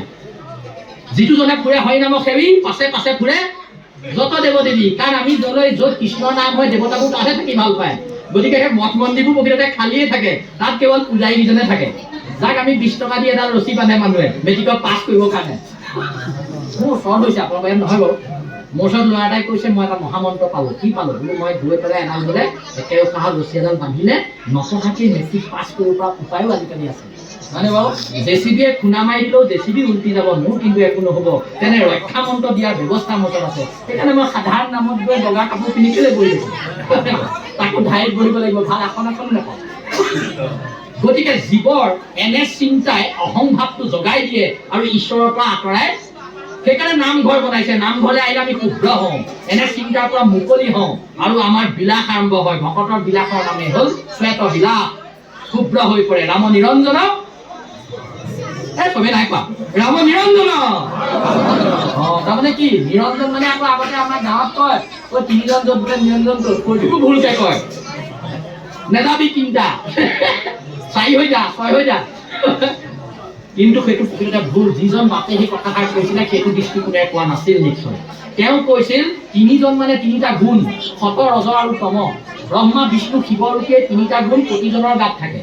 এই তিনি গুণময় দেহাটোৰে আমি নিৰ্গুণ কৃষ্ণক পাব পাৰোঁ। তাৰমানে যাৰ কোনো দাঁত নাই সেইকাৰণে কৃষ্ণৰ আনটা নাম নিৰঞ্জন। অঞ্জন মানে হ'ল কি যাক অঞ্জন জাগে কয় হয় বাৰু। আপুনি চাগে ভাবিব যে দেখোন আইবা কিবা ঘৰ লোৱা দেখিছো আপোনাৰ ইয়াত অঞ্জন ইয়াতহে লয় বা অঞ্জন ইয়াত লগাবলৈ চাবলৈ মন নোযোৱা হ'ল। গতিকে আপোনাৰ অঞ্জন অঞ্জন যাক সি সদায় জাগেই হয়। খালি টেঙৰ কাৰণে সাহায্য কৰা সকলে কি কৰে ক'লা জেগাত লগাই থাকে। ক'লা বস্তু ক'লা জেগাত লগালে ক'লাটো ধুনীয়া হৈ পৰে। যেনেকে আমি কেতিয়াবা বগা চুলি নহয় ক'লা কৰোঁ। গতিকে এই অঞ্জন আমাৰ জীৱৰ হৈছে। আমাৰ জীৱটোৱে কৃষ্ণৰ পৰা আঁতৰি থাকোঁতে থাকোঁতে আমি জীৱনটো ইমান জাগময় হৈ যায় যে নিৰঞ্জন কৃষ্ণৰ ফালে যাবই নোৱাৰে।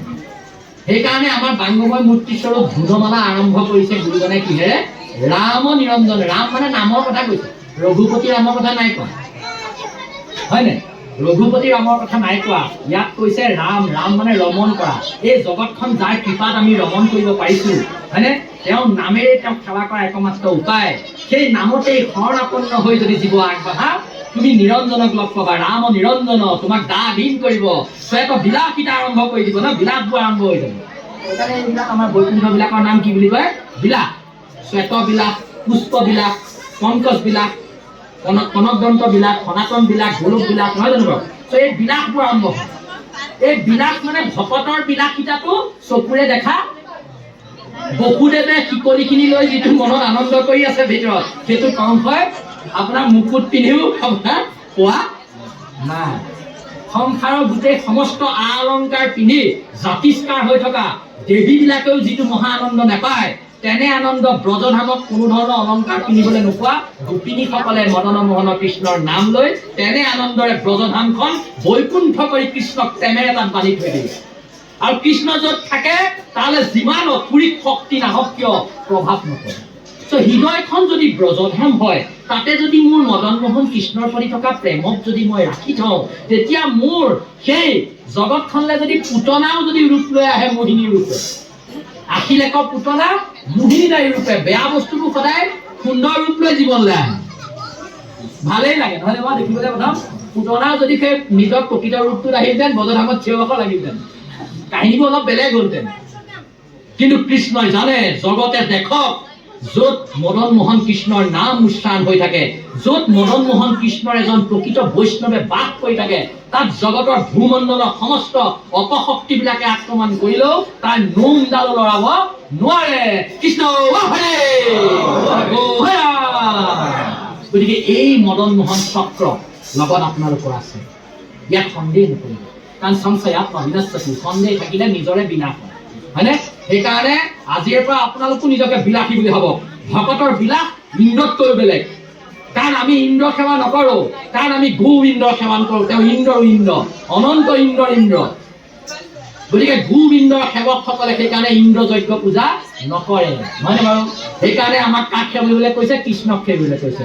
আৰু কিহেৰে সেইটো এতিয়া কব। এই শংকৰে কহিলা যিটো মন্ত্ৰ মাধৱৰ তাকে জপ কৰে বহি জলৰ ভিতৰ, অযুত বছৰ আছে জলে তপ কৰি, গোবিন্দৰ ৰূপ হৃদি পদ্ম মাজে ধৰি। জলৰ তলত পচেতকসকলে স্তুতি কৰিছে, শিৱই মন্ত্ৰ শিকাইছে। শিৱ মানে কোন? মংগলময়তে শিৱ হৈছে। ভক্তি কৰিলে মনুষ্য লাহে লাহে মংগলময় ফালে গতি কৰে।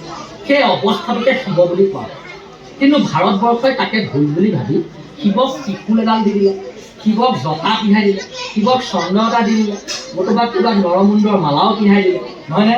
এটা বিভৎস ৰূপ দি দিয়াৰ লগে লগে ভাবিলে এইজন দেৱতা বেলেগ মজা দেৱতা নহয়নে বাৰু?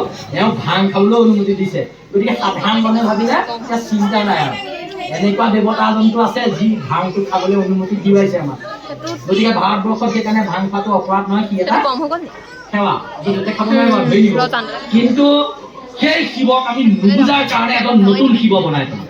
গুৰুজনাই তেনে কাম যাতে নহওক সেইকাৰণে আমাৰ এই ভূমণ্ডলত জন্ম হৈ শিৱক চিনাকি কৰাইছে। ক'ত চিনাকি কৰাইছে? অজামিল উপাখ্যানত।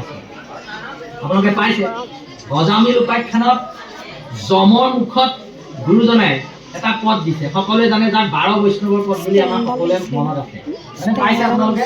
তাত কি আছে? ব্ৰহ্মা হৰ মনু আছেনে বাৰু? কপিল কুমাৰ শুক ভীষ্ম বলিদান প্ৰহ্লাদ জনক নাৰদ আমি কি 12 জনক হৰিণ নামৰ গুপ্ত ৰহস্যক জানি আছো ক্ষুদ্ৰভাৱে যাক আচৰিলে খাওঁতে বসিয়া দুৰ্লভ মুক্তি পায়। এতিয়া কথাটো কি, এই 12টা যে আমাক ক'লে আমি ভাবিলো কি 12 জন বেলেগ বেলেগ। যেতিয়াই আপোনালোকে এই 12 জন আপোনাৰ পৰা বেলেগ বুলি ভাবিব, কৃষ্ণ আপোনাৰ পৰা পৃথক বুলি ভাবিব, তেতিয়াই দৈত্যবাদটো যি থাকে।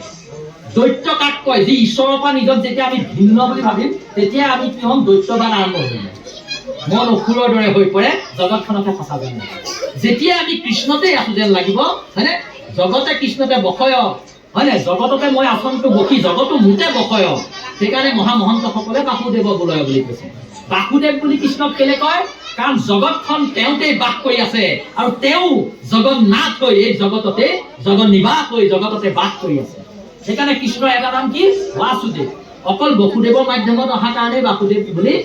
চব প্ৰতিটো শব্দৰে আধ্যাত্মিক অৰ্থও আছে আৰু আক্ষৰিক অৰ্থ আভিধানিক অৰ্থও আছে। ভকতৰ কাৰণে হ'ল আধ্যাত্মিক অৰ্থ, আভিধানিক অৰ্থ হ'ল সাহিত্যিকসকলৰ কাৰণে। সেইকাৰণে এজন সাহিত্যিক আৰু এজন ভকত যদি কেনেবাকৈ ব্যাখ্যাত বহে বহুত কাজিয়া লগাৰ সম্ভাৱনা থাকে। এনে কথাটো কৈহে দিছো দেই, কেতিয়াবা লাগে তাৰমানে ক'ৰবাত হৈ যায়। ভকতে ক'ব এইটো নহয়, সাহিত্য ক'ব ক'লে হ'ব নেকি? হেমকোষত লিখা আছে। আমাৰ গুৰুজনাই হেমকোষ চাই কীৰ্তন ঘোষা লিখা, গুৰুজনাই লিখা কীৰ্তন ঘোষা চাইহে হেমকোষ লিখিছে। গতিকে সেই বাপাই সমস্ত মহাপুৰুষ শ্ৰীমন্ত শংকৰদেৱ গুৰুজনাৰ বস্তুবোৰ বুজিবলৈ হ'লে পণ্ডিত নালাগে, কেৱল হ'ব লাগে হৃদয়খন নিৰ্মল হোৱা এজন ভকতহে লাগে। গুৰুজনাই সেইকাৰণে ভাগৱতত কৈছে, হয়নে? শুদ্ধভাৱে ল'লে যিটো কৃষ্ণত শৰণ, ভকতিৰ প্ৰভাৱে নিৰ্মল হৈল মন। ভাগৱত বুজিবলৈ হ'লে কেনেকুৱা হ'ব লাগিব? ভকতিৰ প্ৰভাৱত হৃদয়খন নিৰ্মল হ'ব লাগিব। কাৰণ ৰৈ থকা পানীত আপুনি দাড়ি কাটি আহিব পাৰিব, নহয় নে বাবা? হয় নে বাবু? ৰৈ থকা পানীত কেতিয়াবা আমৰা সেৱা বাহিনী লগ দেখো, পানী নাই, আপোনাৰ হেৰিও নাই, গ্লাছো নাই, এতিয়াতো দাড়ি কাটিবই লাগিব, 5টা বাজিলেই। গতিকে কেতিয়াবা হয় পানী বাল্টিংটোকে একদম স্থিৰ কৰা জেগাত বতাহ তৰংগ নোহোৱা জেগা ৰাখি, নহয় বাৰু, তাতো নিজৰ প্ৰতিবিম্ব চাই দাড়ি কাটি আহিব পাৰি। কিন্তু যদি পানীখিনি ৰৈ থাকে আৰু এইখন আৰু মুখ হৈ নাথাকে। গতিকে তেনেকে আমাৰো হৃদয়খনত আমাৰ মনটোৱে আনি দিয়া জগতৰ নানা ৰঙীন কথাবিলাকৰ ঢৌ খেলি থাকে কাৰণে হৃদয়ত সোমাই থকা কৃষ্ণ ভাগ থাকে। সেইকাৰণে কৃষ্ণ গুণনামৰ ৰংবিলাকহে হৃদয়ত আমি মৰণা মাৰিব লাগিব, তেতিয়া সেই মদন মোহন কৃষ্ণই হৃদয়ত প্ৰকাশ কৰিব। মাধৱদেৱৰ হৃদয়টো প্ৰকাশ কৰিছিল। সেইকাৰণে মাধৱদেৱে লিখিয়ে দিছে, নহয়নে? যাৰ নামত কৃষ্ণ নামত নাৱে ভৱসিন্ধু তৰি পাৱে পৰম পদ পাপ। প্ৰথম বেমাৰীৰ কথা কৈছে, পুষ্টলৈ যোৱাই নাই। গতিকে সেই তেনে হৃদয়ত উপাসনা কৰিব পৰা